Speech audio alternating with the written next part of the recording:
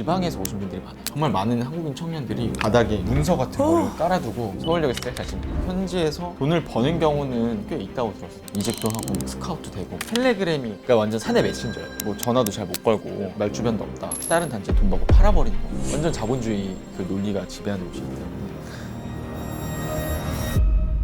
불법인 게 티가 나는데도 불구하고 가는 거잖아요. 근데 이런 상황이 반복되지 않기 위해선 그 원인을 좀 빨리 파악하고 해결해야 될 부분들이 좀 있을 것 같아요. 하나는 이제 고수익 알바로 한국에도 뭐 별다른 직업도 없고 할 것도 없는데 가서 한번 방학 동안에 가서 돈 벌어올까? 라고 하면서 가는 거예요.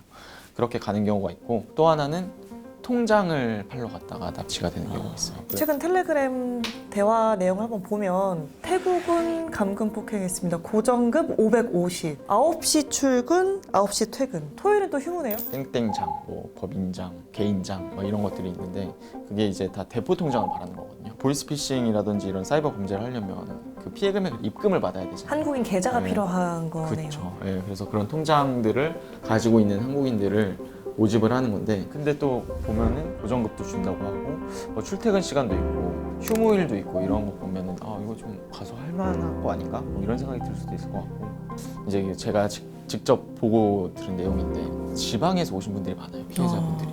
제가 추정하기로는 이제 지방에 더 일자리도 없고 서울에 비해서 그렇기 때문에 오히려 그런 거에 좀 더 혹하지 않나? 그러니까 지금 당장 일을 못하고 있는 상황인 사람들이 좀 더 많을 테니. 그러면은 이 사람들이 자기 발로 가는 거잖아요. 그렇죠. 근데 돈은 없으니까. 그렇죠. 지방에서 KTX역에서 항상 이 사람들 인증샷을 요구해요. 아, 범죄 조직에서요? 네, 네. 그러면은 예를 들어서 땡땡역에 왔습니다. 그러면은 이제 딱 서울 갈 KTX 비만 딱 주는. 그러면은 그 돈을 받아서 KTX를 끊어서 서울역에 도착을 해요. 그럼 서울역에서 다시 이제 셀카 찍는 거예요. 저 도착했어요. 라고 하면 인천공항 가는 버스? 인천공항 가는 그 이제 딱 그 돈만 주는 거죠. 그러면 인천공항에서 다시 이제 인증샷을 저 찍으면 인천공항 왔습니다 하면 네, 그때서야 이제 항공권 티켓 값을 주는. 실제로 저가 두 번째 출장을 갔을 때 캄보디아 수속 시간이 되면 그 짐 붙이는 데 있잖아요. 그 체크인하는 그 앞에서 정말 많은 한국인 청년들이 바닥에 이렇게 문서 같은 거를 깔아두고 사진을 찍고 있어요.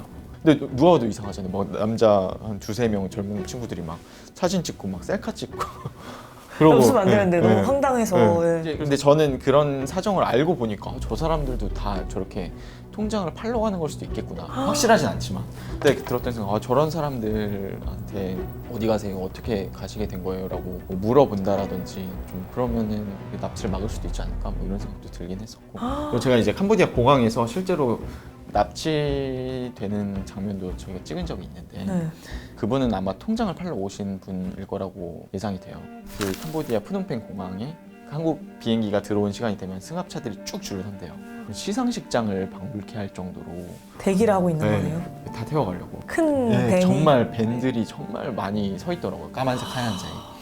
그리고 거기에 타는 사람들이 막 대부분 한국인이에요. 아이고야. 물론 거기에 있는 사람이 다 납치됐다고 볼 수는 없어요. 왜냐면 뭐 호텔에서 뭐 픽업 서비스도 있고 하니까. 제가 봤던 장면은 나이가 조금 있으신 분이셨어요. 한국 네, 분이신데요? 한국 분이셨어요. 한국 분이셨는데 그분이 공항에서 내리자마자 마중 나온 조직원으로 보이는 사람과 인증샷을 찍는 거예요. 인증샷을 찍고 차에 타더라고요. 그리고 이제 그 차를 따라가 봤어요. 따라가서 이제 어느 건물 앞에 섰는데 철창이 사방을 둘러친 엄청 무슨 군사시설처럼 보이는 그런 건물이었어요. 거기로 들어갔더라고요.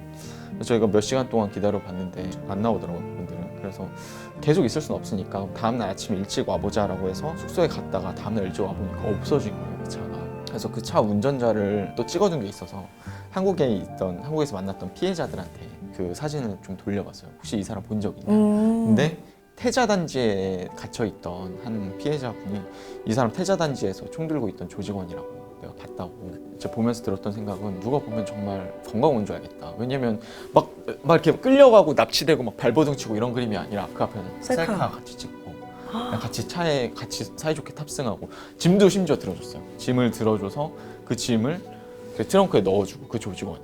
그러니까 정말 한치 앞도 모르고 사실 그렇게 сел카를 찍고 이렇게 하시는 분들이 가서는 그런 피해를 당할 수도 있다는 거잖아요. 맞습니다. 그런 점이 좀 무섭다고 표현하기도 어려울 정도로 좀 소름이. 정말 끔찍하네요. 네, 끔찍하네요. 같은 대학 출신들의 학생들이 청년들이 많이 갔다. 뭐 한 사람이 소위 말하는 꼬셔서 갔다. 이런 얘기가 나오고 있거든요. 그거에 대한 진위 여부는 파악이 된 게 있나요? 일단은 같은 대학교 출신이라는 얘기는 이번에 60여 명이 송환되면서 충남경찰청에서 45명인가가 한꺼번에 수사를 받았거든요. 왜냐면 우리나라에서 충남이 그렇게 큰 비중을 차지하지 않는데 이 사람들 다 같은 대학 아니야 라고 와전이 된 거고, 실제로 거기서 수사받았던 사람들이 다 같은 대학 출신 아닌 걸로 확인이 됐고요.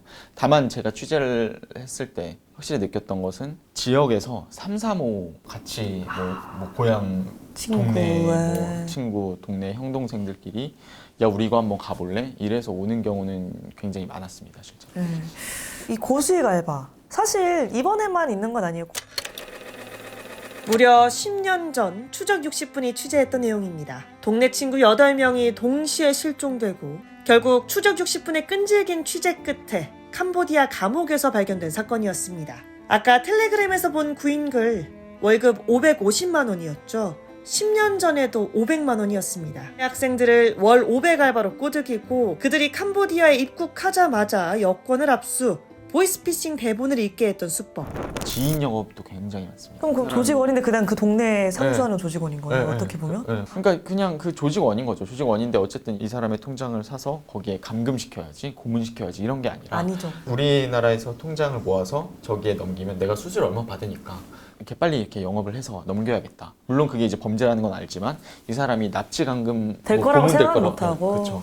그렇게 하는 경우도 있고, 특히 통장을 팔러 갔다가 납치되시는 분들은 절박한 분들이 많아요. 제가 인터뷰했던 분의 실제 사례인데 어린 자녀가 있고 이제 결혼하신 가장이었어요. 그분이 법인을 하나 만들어서 사업을 하다가 망한 거예요.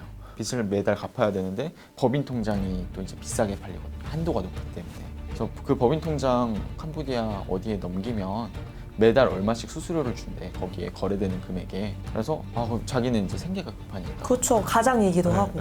그럼 대신 너가 직접 캄보디아로 가야 된대. 너가 캄보디아로 가서 통장이 정말 작동하는지 확인하고 바로 감금이 되는 그런 사례가 있었습니다. 이런 상황에서 실제로 돈을 벌어서 귀국하는 경우가 있나요? 돈 벌어서 귀국하는 경우는 저는 못 봤는데 현지에서 돈을 버는 경우는 꽤 있다고 들었어요. 이게 또 다 인센티브 제도, 완전 철저한 자본주의 삶입니다. 세상에. 예를 들면 이런 거죠. 이제 투자 리딩방 사기를 벌일 때 중년 누구한테 무작위로 전화를 걸어서 어머니 뭐 좋은 종목 있는데 어머니 지금 투자 뭐 하고 계세요? 뭐 이번 종목이 뭐 어떻게 될 건데, 이렇게 하면서 썰을 잘 풀어서 투자금 유치를 잘한다라든지. 그럼 그 투자금의 얼마를 인센티브를 받는다든지 그렇죠. 이런 방식인 거네요. 그렇죠. 그 아니면 뭐 보이스피싱 협박을 잘해서 정말 실감나게 피해금을 더 잘 끌어온다라든지, 그러면은 인센티브를 받고 못하면 못하는 대로 또 이제 고정금에서 까여요? 고정금에서 까이는 것뿐만 아니라 맞고. 네, 맞고 그다음에 오히려 너 여기서 먹여주고 재워줬는데 이것밖에 못해 이러면서 빚을 지게 만들고, 돈 내놔 이렇게 되는 거네요. 그리고 거기에 있는 한국인 총책을 만날 기회가 있었는데, 한국인 총책이라고 하면 이제 거기 조직 안에 한국인들을 관리하는 그 사람한테 들었는데, 일을 못하면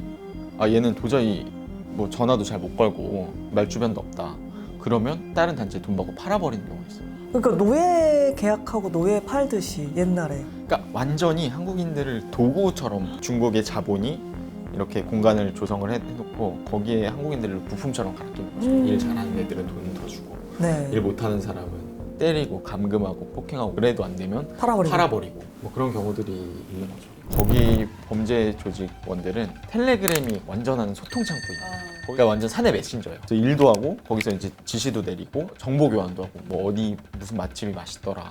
요즘에 그렇게 사소한 얘기부터 네. 일과 관련된 이야기까지 네. 다. 네. 그리고 뭐 거의 심지어 거기 적응이 잘 된 조직원들은 어디 단지가 돈을 많이 준다더라, 뭐 이런 얘기도 하고. 이직을 또 하나요? 그렇죠. 이직 정보도 거기서 있고, 이직도 하고 막 스카우트 되고 막. 일 잘하는 사람도 네. 스카우트 해가요? 완전 자본주의 그 논리가 지배하는 곳이 있기 네. 때문에. 그렇게 텔레그램으로 모든 정보가 공유되는데 이 사람이 도망쳤어요. 도망치면은 찍혀져 있던 여권 사진과 또 핸드폰에 들어있던 가족 사진 이런 거를 다 올려서, 너무 무섭다.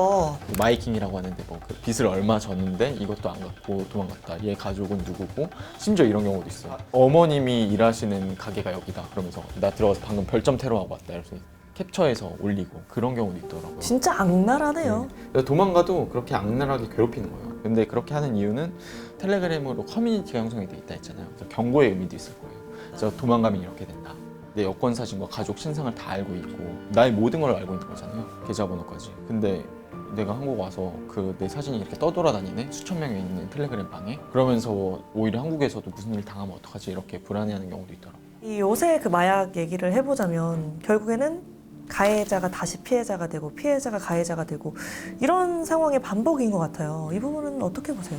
마약도 이제 거기에 있는 감금하는 수단으로 좀 사용이 되고 있는 네. 이제 거기 안에서 생활을 다 같이 모여서 하니까 식사도 하고 또 이제 뭐 어떤 날은 같이 거기서 회식도 하고 해피해피한 음료다 갖다 놔서 마시면 그게 이제 나중에 알고 보니까 마약이었고 정신을 잃었는데 정신 차리고 보니까 가루로 된 걸 뭐 흡입한다라든지 뭐 그 다음 단계의 마약을 하고 있는 경우도 있다고 하고 그렇게 중독을 시켜서 그 사람들을 빛을 지게 만들고 뭐 문을 열어놔도 도망칠 수 없을 만큼 뭐 그렇게 종속되게 만드는 경우도 있고 그리고 실제로 요즘에는 범죄단지 안에서 한국인들이 마약하는 거를 그냥 좀 이렇게 눈을 많이 감아줘요. 텔레그램으로 이렇게 주문을 하면 마약이 온대요. 네네. 그 사람들은 어쨌든 그 마약을 사 먹으려면 돈을 또 써야 되는 거잖아요. 그래서 마약에 중독이 되고 돈 쓰고 그래서 많은 한국인들이 처음에는 감금돼 있을지라도 중독이 돼버리면 이 사람들은 어디 갈 수도 없는 상태가 되는 거니까 그리고 사실 그 마약을 사려면 또 돈을 벌어야 되니까 더 적극적으로 범죄에 가담할 수도 있는 거고 사기에 가담할 수도 있는 거고 그런 식으로 좀 활용을 하는 것처럼 맞습니다. 보여지네요. 결국에는 이 청년들이 이런 범죄에서 벗어나야만이 이걸 악의 고리를 끊을 수 있을 텐데 그 방법 어떻게 보시나요?